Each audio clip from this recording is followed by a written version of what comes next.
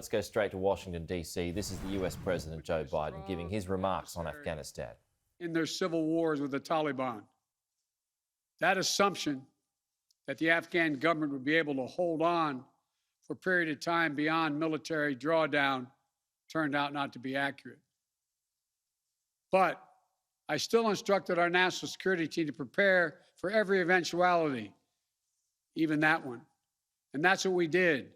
So we were ready when the Afghan security forces, after 2 decades of fighting for their country and losing thousands of their own, did not hold on as long as anyone expected.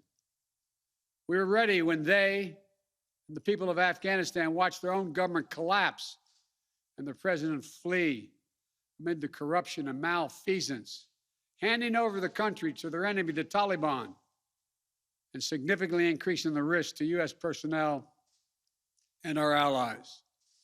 As a result, to safely extract American citizens before August 31st, as well as embassy personnel, allies and partners, and those Afghans who had worked with us and fought alongside of us for 20 years, I had authorized 6,000 troops, American troops, to Kabul to help secure the airport. As General McKenzie said, this is the way the mission was designed. It was designed to operate under severe stress and attack, and that's what it did. Since March, we reached out 19 times to Americans in Afghanistan with multiple warnings and offers to help them leave Afghanistan, all the way back as far as March. After we started the evacuation 17 days ago, we did initial outreach and analysis and identified around 5,000 Americans who had decided earlier to Afghanistan, but now wanted to leave. Our Operation Allied Rescue ended up getting more than 5,500 Americans out. We got out thousands of citizens and diplomats from those countries that went into Afghanistan with us to get bin Laden.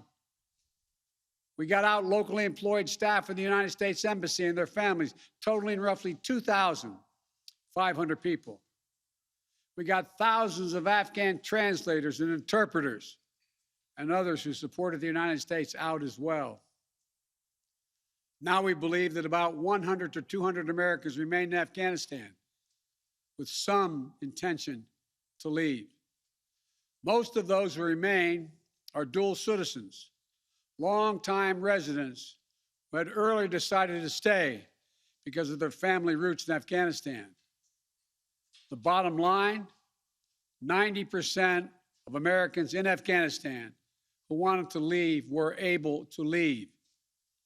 And for those remaining Americans, there is no deadline. We remain committed to get them out if they want to come out.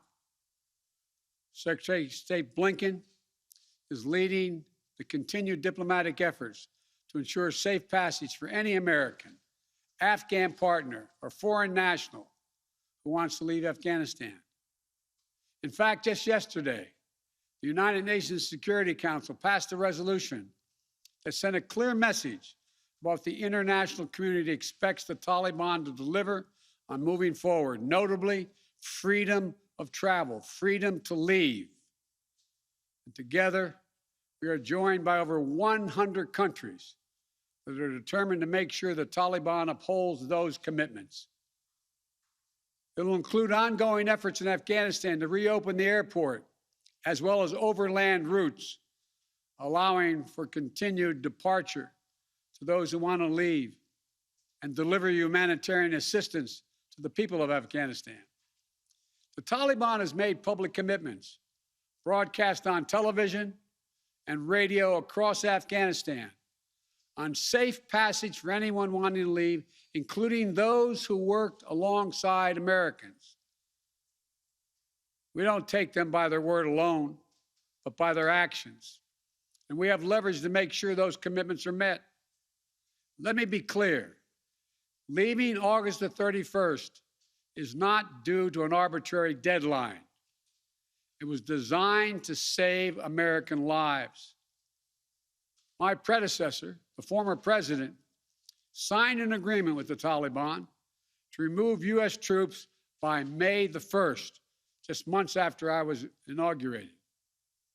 It included no requirement that Taliban work out a cooperative governing arrangement with the Afghan government, but it did authorize the release of 5,000 prisoners last year, including some of the Taliban's top war commanders, among those who just took control of Afghanistan. By the time I came to office, the Taliban was in its strongest military position since 2001, controlling or contesting nearly half of the country. The previous administration's agreement said that if we stuck to the May 1st deadline that they had signed on to leave by, the Taliban wouldn't attack any American forces. But if we stayed, all bets were off. So we were left with a simple decision. Either follow through on the commitment made by the last administration and leave Afghanistan, or say we weren't leaving and commit another tens of thousands more troops going back to war. That was the choice, the real choice, between leaving or escalating. I was not going to extend this forever war, and I was not extending a forever exit. The decision to end the military airlift operations at Kabul airport was based on the unanimous recommendation of my civilian and military advisors, the Secretary of State, the Secretary of Defense, the Chairman of the Joint Chiefs of Staff, and all the service chiefs, and the commanders in the field. Their recommendation was that the safest way to secure the passage of the remaining Americans and others out of the country was not to continue with 6,000 troops on the ground in harm's way in Kabul, but rather to get them out through non-military means. In the 17 days that we operated in Kabul, after the Taliban seized power, we engaged in an around-the-clock effort to provide every American the opportunity to leave. Our State Department was working 24/7, contacting and talking, and in some cases walking Americans into the airport. Again, more than 5,500 Americans were airlifted out. And for those who remain, we will make arrangements to get them out if they so choose. As for the Afghans, we and our partners have airlifted 100,000 of them. No country in history has done more to airlift out the residents of another country than we have done. We will continue to work to help more people leave the country who are at risk. We're far from done. For now, I urge all Americans to join me in grateful prayer for our troops and diplomats and intelligence officers who carried out this mission of mercy in Kabul and at tremendous risk with such unparalleled results. An airlift that evacuated tens of thousands, to a network of volunteers and veterans who helped identify those needing evacuation, guide them to the airport, and provided them for their support along the way. We're going to continue to need their help. We need your help, and I'm looking forward to meeting with you. And to everyone who is now offering or who will offer to welcome Afghan allies to their homes around the world, including in America, we thank you. I take responsibility for the decision. Now some say we should have started mass evacuation sooner. And couldn't this have been done in a more orderly manner? I respectfully disagree. Imagine if we'd begun evacuations in June or July, bringing in thousands of American troops and evacuating more than 120,000 people in the middle of a civil war. There still would have been a rush to the airport, a breakdown in confidence and control of the government, and it still would have been a very difficult and dangerous mission. The bottom line is there is no evacuation from the end of a war that you can run without the kinds of complexities, challenges, and threats we faced. None. There are those who would say we should have stayed indefinitely for years on end. They ask, why don't we just keep doing what we were doing? Why do we have to change anything? The fact is, everything had changed. My predecessor had made a deal with the Taliban. When I came into office, we faced a deadline, May 1. The Taliban onslaught was coming. We faced one of two choices: follow the agreement of the previous administration and extend to have more time for people to get out, or send in thousands of more troops and escalate the war. To those asking for a third decade of war in Afghanistan, I ask, what is the vital national interest? In my view, we only have one: to make sure Afghanistan can never be used again to launch an attack on our homeland. Remember why we went to Afghanistan in the first place? Because we were attacked by Osama bin Laden and Al-Qaeda on September 11th, 2001. And they were based in Afghanistan. We delivered justice to bin Laden on May 2nd, 2011, over a decade ago. Al-Qaeda was decimated. I respectfully suggest you ask yourself this question. If we'd been attacked on September 11, 2001, from Yemen instead of Afghanistan, would we have ever gone to war in Afghanistan? Even though the Taliban controlled Afghanistan in the year 2001? I believe the honest answer is no. That's because we had no vital interest in Afghanistan other than to prevent an attack on America's homeland and our friends. And that's true today. We succeeded in what we set out to do in Afghanistan over a decade ago. Then we stayed for another decade. It was time to end this war.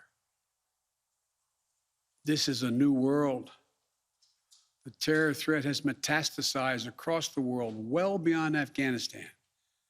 We face threats from al-Shabaab in Somalia, Al-Qaeda affiliates in Syria and the Arabian Peninsula, and ISIS attempting to create a caliphate in Syria and Iraq and establishing affiliates across Africa and Asia. The fundamental obligation of a president, in my opinion, is to defend and protect America, not against threats of 2001, but against the threats of 2021 and tomorrow. That is the guiding principle behind my decisions about Afghanistan. I simply do not believe that the safety and security of America is enhanced by continuing to deploy thousands of American troops and spending billions of dollars a year in Afghanistan. But I also know that the threat from terrorism continues in its pernicious and evil nature. But it's changed, expanded to other countries. Our strategy has to change too. We will maintain the fight against terrorism in Afghanistan and other countries. We just don't need to fight a ground war to do it. We have what's called over-the-horizon capabilities, which means we can strike terrorists and targets without American boots on the ground, or very few if needed. We've shown that capacity just in the last week. We struck ISIS-K remotely, days after they murdered 13 of our service members and dozens of innocent Afghans. And to ISIS-K, we are not done with you yet. As Commander-in-Chief, I firmly believe the best path to guard our safety and our security lies in a tough, unforgiving, targeted, precise strategy that goes after terror where it is today, not where it was 2 decades ago. That's what's in our national interest. And here's a critical thing to understand. The world is changing. We're engaged in a serious competition with China. We're dealing with the challenges on multiple fronts with Russia. We're confronted with cyber attacks and nuclear proliferation. We have to shore up America's competitiveness to meet these new challenges in the competition for the 21st century. We can do both. Fight terrorism and take on new threats that are here now and will continue to be here in the future. And there's nothing China or Russia would rather have, would want more in this competition in the United States to be bogged down another decade in Afghanistan. As we turn the page on the foreign policy that has guided our nation the last 2 decades, we've got to learn from our mistakes. To me, there are 2 that are paramount. First, we must set missions with clear, achievable goals, not ones we'll never reach. And second, we must stay clearly focused on the fundamental national security interest of the United States of America. This decision about Afghanistan is not just about Afghanistan. It's about ending an era of major military operations to remake other countries. We saw a mission of counterterrorism in Afghanistan, getting the terrorists and stopping attacks, morph into a counterinsurgency, nation building, trying to create a democratic, cohesive, and united Afghanistan, something that has never been done over many centuries of Afghan history. Moving on from that mindset and those kind of large-scale troop deployments will make us stronger and more effective and safer at home.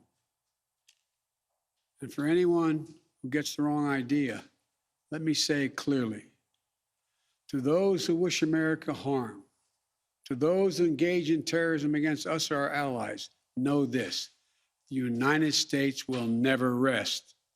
We will not forgive. We will not forget. We will hunt you down to the ends of the earth, and you will pay the ultimate price. And let me be clear. We'll continue to support the Afghan people through diplomacy, international influence, and humanitarian aid. We'll continue to push for regional diplomacy engagement to prevent violence and instability. We'll continue to speak out for the basic rights of the Afghan people, especially women and girls, as we speak out for women and girls all around the globe. And I've been clear that human rights will be the center of our foreign policy. But the way to do that is not through endless military deployments, but through diplomacy, economic tools, and rallying the rest of the world for support. My fellow Americans, the war in Afghanistan is now over. I'm the 4th president who has faced the issue of whether and when to end this war. When I was running for president, I made a commitment to the American people that I would end this war. Today, I've honored that commitment. It was time to be honest with the American people again. We no longer had a clear purpose in an open-ended mission in Afghanistan. After 20 years of war in Afghanistan, I refused to send another generation of America's sons and daughters to fight a war that should have ended long ago. After more than $2 trillion spent in Afghanistan, costs that researchers at Brown University estimated would be over $300 million a day for 20 years in Afghanistan, for 2 decades. Yes, the American people should hear this: $300 million a day for 2 decades. You take the number of 1 trillion, as many say, That's still $150 million a day for 2 decades. What have we lost as a consequence in terms of opportunities? I refuse to continue a war that was no longer in the service of the vital national interest of our people. And most of all, after 800,000 Americans serving in Afghanistan, I've traveled that whole country, brave and honorable service. After 20,744 American servicemen and women injured, and the loss of 2,461 American personnel, including 13 lives lost just this week, I refuse to open another decade of warfare in Afghanistan. We've been a nation too long at war. If you're 20 years old today, you've never known an America at peace.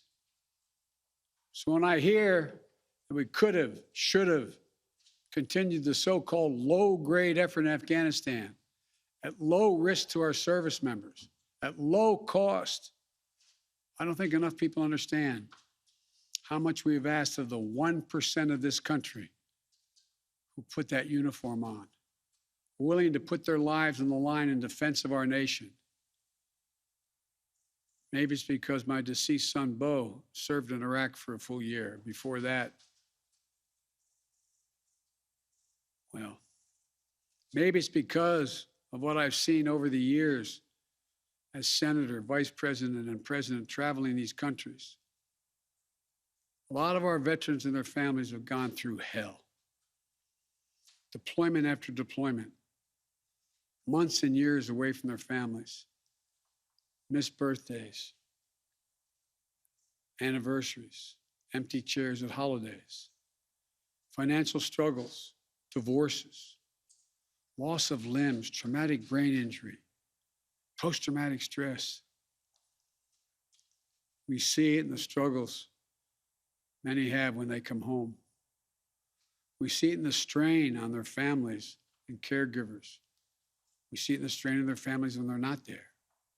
We see it in the grief borne by their survivors. The cost of war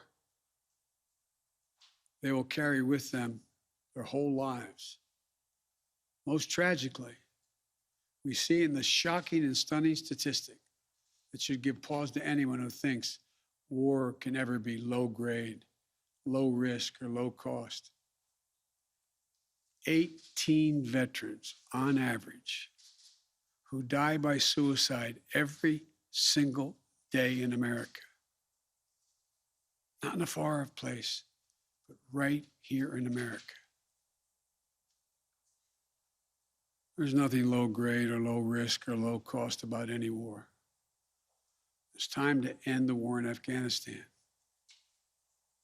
As we close 20 years of war and strife and pain and sacrifice, it's time to look to the future, not the past, to a future that's safer, to a future that's more secure, to a future that honors those who served and all those who gave what President Lincoln called their last full measure of devotion. I give you my word with all of my heart. I believe this is the right decision, a wise decision, and the best decision for America. Thank you. Thank you, and may God bless you all, and may God protect our troops. That is the US President Joe Biden, again, not taking any questions, speaking for about half an hour this morning from Washington, D.C., obviously wrapping up now, but defending his withdrawal, saying the war had to end. It didn't matter when, would have had the same problems. That was the point that he was making this morning, because that cost of $300 million a day was unbearable after so long, plus the loss of lives too. That's the president giving his remarks on Afghanistan.